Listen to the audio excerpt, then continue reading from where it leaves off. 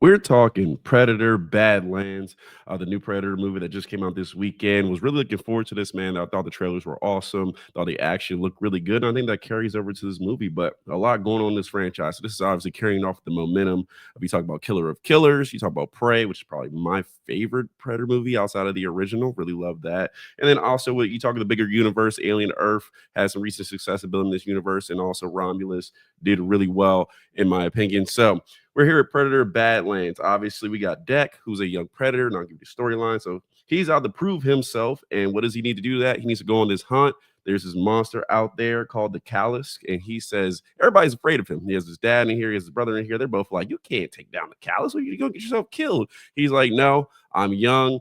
I'm small. Everybody says I'm weak. I'm gonna go prove myself." So we're here to talk about it. This is Minor League Films, your boy Flyknit J. Go ahead and hit that like button, hit that sub button, comment down below if you've seen the movie. Let me know what you think about it. We'll talk spoilers in a later episode, but I just want to give you the overall recap right now and a lot to jump into it. So let's talk about it. You're after a creature that can't be killed. The definitive apex predator. Dan Trachtenberg, he is also the director from Prey and Killer of Killers. So well into this franchise. He comes back here and does Badlands.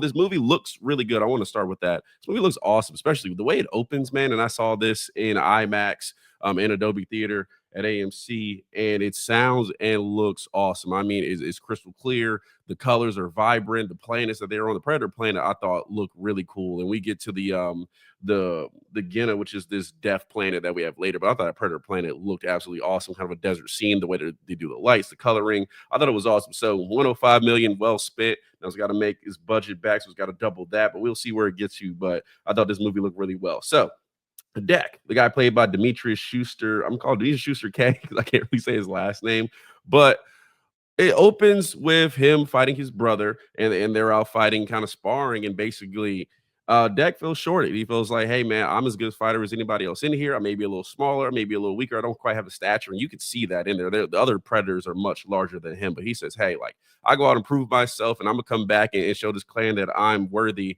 and that's how it goes. So he's able to get sent out on this hunt after a little bit of fighting goes on, and he gets sent out to this death planet to again prove himself.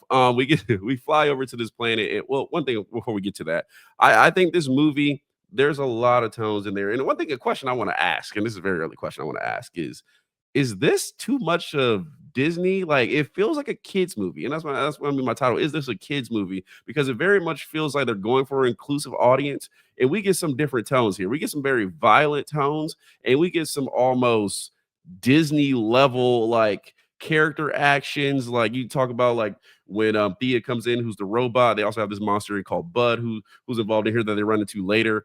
And it gets very, very lighthearted at points. And I'm talking about Donkey and Shrek tagging along into an adventure. This is an adventure story. I'm talking about Donkey and Shrek, the lobster in the lobster in the Little Mermaid kind of story. So you kind of get those feels in here. So that's my question for you when you're down in the comments. But let's talk about it. So Deck gets his opportunity to prove himself. He flies out to this planet called the Gemma, and I'm talking about like this is the death planet. Like everything, when they say everything on this planet is trying to kill you, we get a pterodactyl, we get razor grass, we get these cool looking monsters. I think they do a good job with the monsters that do different kind of stuff. They're large. We get some killer tentacles, like all kind of stuff on this planet. Even the plants can kill you. So it goes there and basically he has to survive. And again, they said it early. No one will go to this planet. Like you go there, you really don't plan on coming back. So he goes there because he says, "Hey, if I'm the weakest, I got to go kill the strongest thing," and that's the Gallus that he's chasing here. I think this does a lot with the Predator here. We have not seen the Predator. Really, the Predator's been a villain in kind of everything we've seen. Talk about Prey, we talk about Killer of Killers. They're all just slaughtering humans. This is a different vantage point, which I think is cool here. Dak is kind of our protagonist. He's our character, and we're following him through this adventure. And you're seeing him like go through a lot of emotions. I would say this is, and I don't want to spoil it and let you know why he's dealing with some of this, but this is like a coming of age story here for Predator, which I think is very cool. He's on his first hunt. He's out proving himself. One, he feels like he needs to prove himself for his father. He needs to prove himself for his brother. He needs to prove himself for his clan. And you see a lot of that carryover, and it's a bit of that one. And I think other thing too. What we get to learn about the clan early is like there is some care and some love in here. I mean, the Predator, you get both sides of it. Predator clan, obviously, we know they're merciless, they're killers that go out and they do the best hunts. We've seen it all through all these movies. Like that's kind of their goal. That's what they do. But between Deck and his brother, very early, we see this level of connection of where they care about each other. It's more than just just going out and killing things. His clan actually cares about each other, and I think that's a good important part of this movie and one of the better highlights of it. And I think it's shining and showing his emotion as a predator. You'll get into the next movie or whenever a predator pops in, maybe in another predator movie, maybe in an alien movie where they show up and it's something like that, and you'll see like where they kind of come from, what they kind of deal with in that level of emotion. I think Deck in here has this coming of age story that I think is really cool, and his connections to other characters I think grows, and I think is really cool, and I think it's one of the better parts of this movie. So obviously he gets on this planet, and he realizes early on like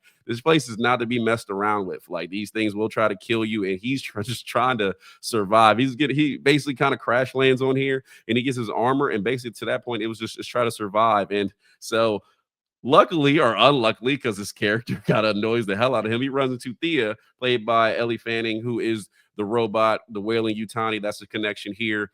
We saw that in the trailer, and really, I think outside of the Alien versus Predator movies, we haven't seen wailing Utani and Predator kind of interact on the big screen. Other than that, if I'm wrong, tell me I'm wrong, and let me know where else you've seen it. But was one of really the first times we were dealing with that. So she's a robot, which or she's synthetic, which I think is really cool and obviously helps him out. And then she says, "Hey, like if you want to go after the callus, I know this planet, I know all these species because I'm here to study it, and that's why Weyland Yutani is here. We know they go collect specimens all throughout, and we've seen that in Alien Earth more recently, which is really cool. But she's like, "Hey, we're out here to collect. I can help you if you want to kill I'm just kidding. The callus. If you want to kill the callus, I can help you do that." So we get this unlikely partnership where he's like, I don't really need it. And I like this by Deck. He's like, I don't really need a partner. Like, I'm carrying you. This ain't no partnership. And she's like, well, I'm more like a tool and you could just use me. He's like, all right, that works better. Yeah, you can attach him to my back here. Yeah, you're just a tool that I'm using to get the job done as he's kind of, sticking to his clan principles. But feels this unlikely partnership as they go through. And I think that's a good connection here. But that's kind of where we get, and we have another character called Bud, which is a monster that they run into here that at one point like helps them out and they kind of cross paths and kind of get stuck together. I that's where I think some of this is like a little bit of a tone issue very early on, and I won't say issue, but I'm just saying you're getting two different tones. It makes it maybe better for a little younger audience, but I think very early when you get the predators fighting together, the clan stuff that happens early, you're getting this more serious tone, the more tone we're used to when dealing with these predator movies where they're just not going out flat comedy with the characters outside the predator, and there's this outlying threat. I think we're kind of in that more serious tone when we get this group together of Thea, obviously Bud and Deck, our predator here. It's kind of a family friendly kill. There's a lot of jokes in here. There's a lot of physical gags in here. They do well, and I'm not gonna lie, like some of it is pretty funny. It's pretty entertaining. I think this is a really entertaining movie, and for me, the tone doesn't take me out the movie. I'm just like I can feel the flip flop, and I'm like, okay, are we going with this? Are we going with that? And I don't think they exactly transition well. I think sometimes you're in a Disney movie and sometimes you're in a Predator movie. So deal with that what you may, but I don't think that makes the movie worse, and I don't think this movie's bad by any means.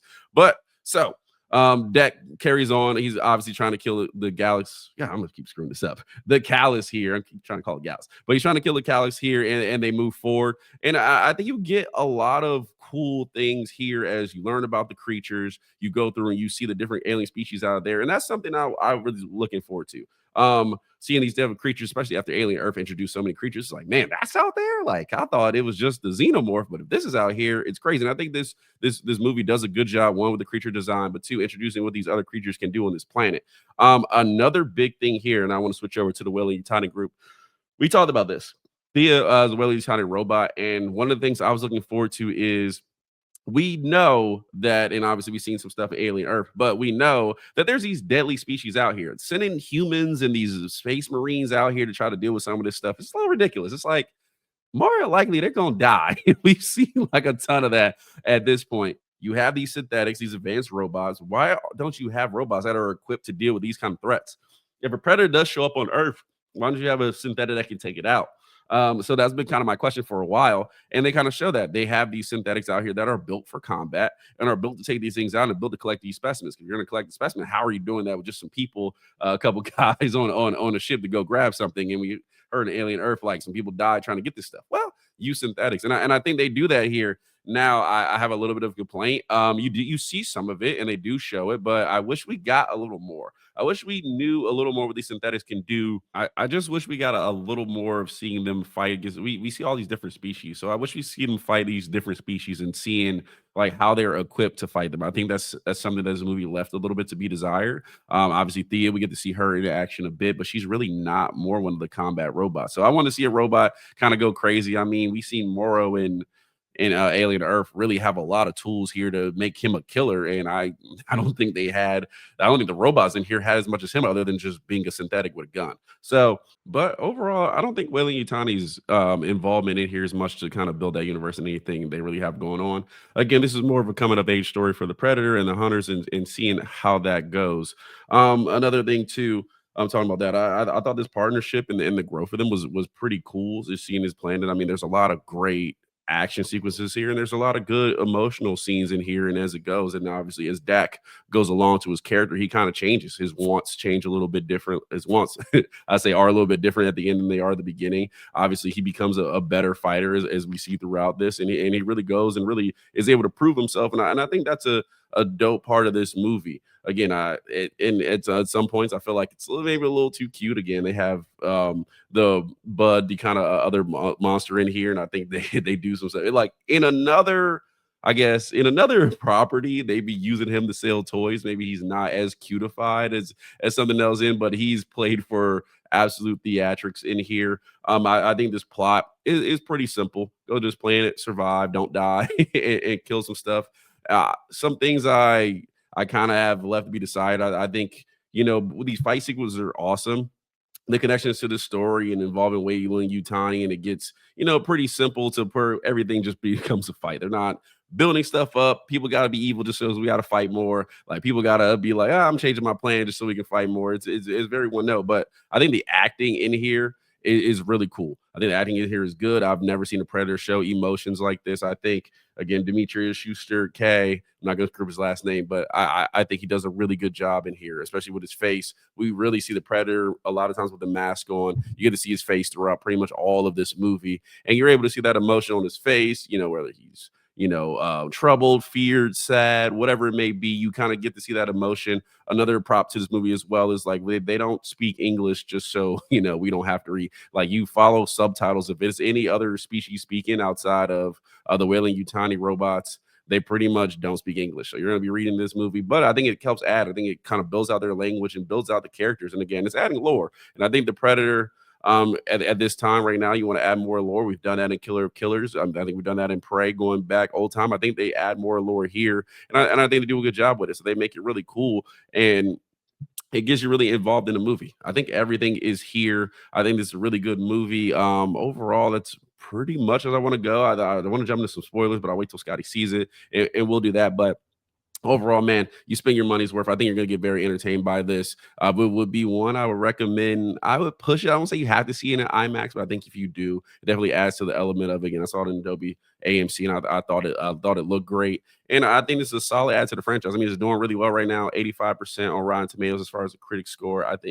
No, as far as the audience score, I think critics are somewhere around that. So people are pretty much liking this movie, and I'm right with them. If I had to rate it, it's a price of admission for me. That means if you pay that full price, you're definitely getting your money's worth. You're definitely going to enjoy it. It's not what you expect. Again, the tone is it's not an issue for me, but it's very inconsistent. It makes me think like, what direction do you want to really go with this? But I think this will again spin off here. I think we're going to get more as far as predators and going to different planets. Definitely, this looks like it's going to go towards a sequel and or a TV show. And I think when we have this spoiler discussion, we'll see what we want to see in those and why we believe that. But I don't want to ruin it for anybody who hasn't seen the movie yet because it's very early on. But yeah, go see Predator Killer. I mean, goddamn, go see Predator Badlands. I think it's really good. I think it's a price of admission movie. I think you will like it. That's more so what I got on the review here. I think connecting into this universe is continuing to build, continuing to look better, and I'm looking more forward to. I think the Alien and Predator franchise that really have the upbeat lately. I think they're doing something connecting. I think they're really trying things out, and this is what you want to see. I talked a lot about it with Alien Earth. I don't want to see the same thing over and over again. The interest, like I'm loving Teoxellus. I love that monster, and I want more like it. The callus in here, I think is badass. Hard to kill. hard to get rid of, but it's badass. And I think it's a worthy challenge for a movie like this to somebody's goal. So definitely check the movie out. We are Minor League Films here. So again, hit that like button, hit that sub button. Really enjoyed this film. Again, we are chasing 1,000 subs. So when we get there, we will get doing an Amazon. I don't know, it's Amazon. We're doing a gift card giveaway. So make sure you hit that sub button and everybody will be registered in for that. Gonna do that. If you want to find us in other places, Kuronocomics on TikTok. So there's a lot of comic content over there and a lot of reaction videos. If you want to see how to do that there. And we're MLF Shorts, both on Instagram, TikTok, and our shorts page here on YouTube. So look out for those. Got a lot of cool short showing as far as stuff we've covered and edits and things from that. So check that out. Again, it's your boy Flyknit J. Hope you have a good weekend. Check out Predator, Badlands, all that good stuff. We'll catch you next time.